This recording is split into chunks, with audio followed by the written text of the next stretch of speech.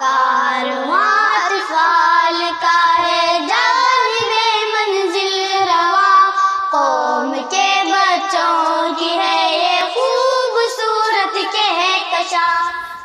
السلام علیکم ورحمۃ اللہ وبرکاتہ۔ اللہ اکبر اللہ